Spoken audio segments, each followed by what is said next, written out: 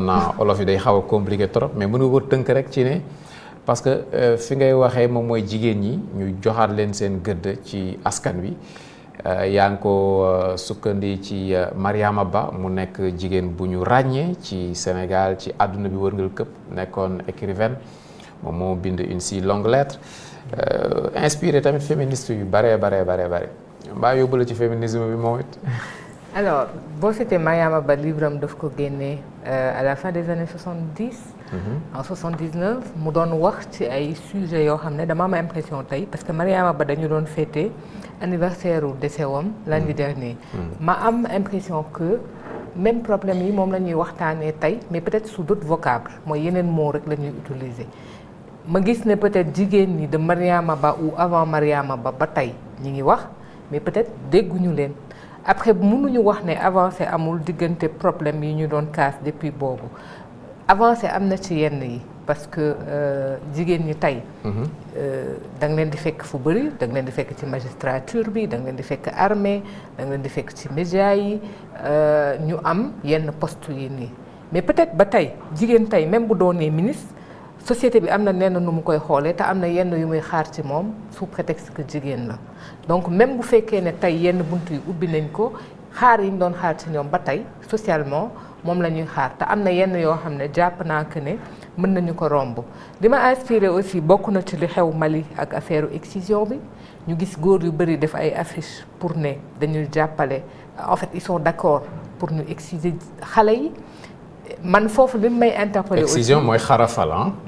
Exactement waaw xarafal jigéen. foofu lu may interpeller mooy aussi dans les années à la fin des années 70 en 78 précisément am na benn écrivaine Awa Thiam bu bindoon déjà ci yooyu en 2026 ñu amaat même discussion yooyu noonu en Afrique c'est problématique pour man concerné wul Sénégal cela ne veut pas dire que ça ne nous concerne pas nous autres. te même Sénégal tey dans certaines communautés am na ba tey ñoo xam ne parce que loi bi tere na ko mais am na ñoo xam ne dañuy sàcc par exemple. mais reculé na quand même excision reculé na bu baax a baax Sénégal donc aujourd'hui le débat c'est au Mali où on invoque dañuy andi ay arguments ñenn ñi religieux yoo xam ne vraiment c'est assez fallacieux on va le dire comme ça et que teguñu ko ci lenn te xale bi nga xam ne tey moom la ñuy exciser tolloogul foo xam ne war na mën a wax waaw wala déet.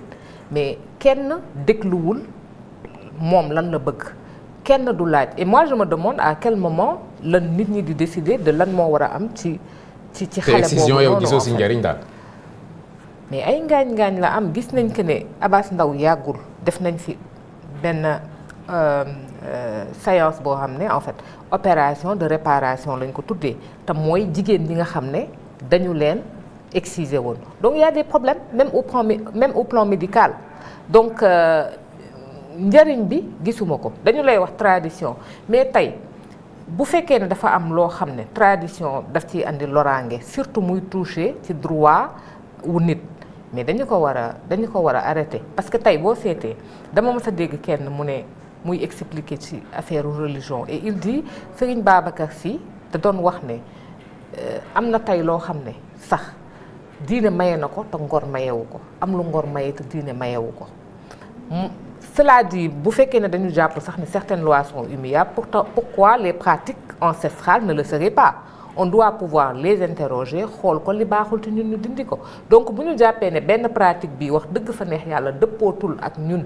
ni ñuy dundee dëppootul ak droit mais dañu ko war a dindi Pape Cheikh.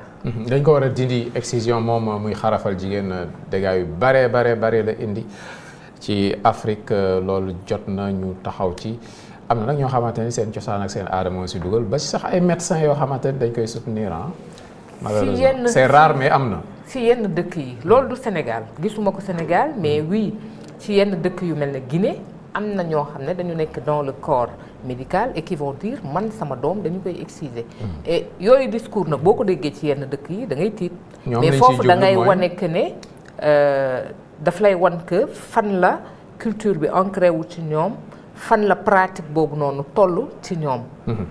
fiir moom lu baax la nit dafay fiir surtout bu yoree ay jigéen jigéen bu oyof sër baaxul ci askan baaxul ci yu bare mais tamit mun nañ ko. góor bu yolom geño yi. je l'attendais.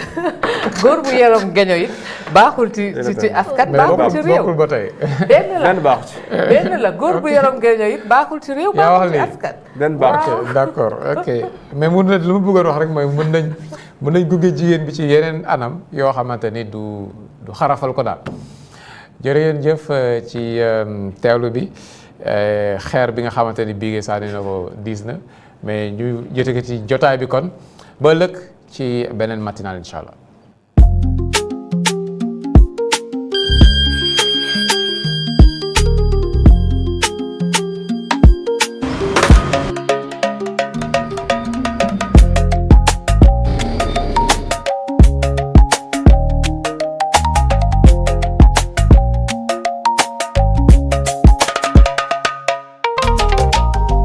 « 24 heures à l'AIBD, immersion exclusive.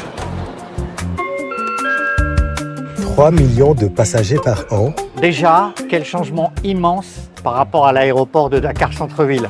nam ñu ci jàppale bu nu wàccatee ñu tijji gise yi comme ni tubaab yi di def. ak màggal gi lu muy kii yëpp aussi am na gaaw na daal parce que léegi lañ wàcc ñun. Des dizaines de vols par jour.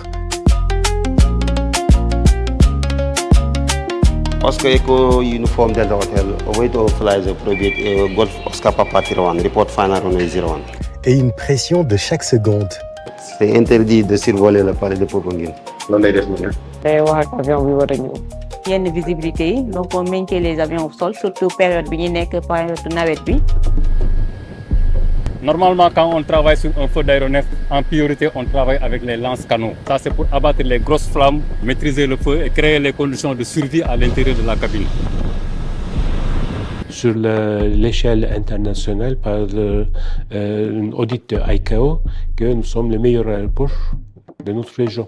Le centre des opérations stratégiques. À partir d'ici, qu'on gère tous les affichages que vous voyez dehors. Bienvenue dans les coulisses de l'aéroport international Blaise Diagne. France 718 sera sur Tango 4, inspection pour. Pendant 24 heures, nous avons plongé dans les entrailles de la plateforme aéroportuaire. Pour sécuriser le système. La ruche mécanique du tri-bagages et ses techniciens de l'ombre qui veillent sur la moindre machine. Si par exemple quelqu'un s'amuse à toucher une bagage ici, qui n'est pas bloqué, il va rejeter ça.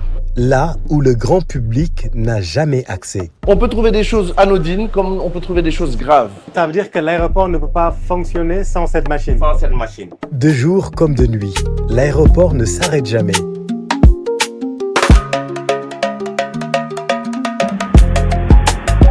Un défi humain et technique hors norme. À travers les manutentionnaires, il fait descendre le bagage et ça fait juste ce circuit-là. Immersion exclusive à l'AIBD, à suivre bientôt sur Yvonne Prod Media.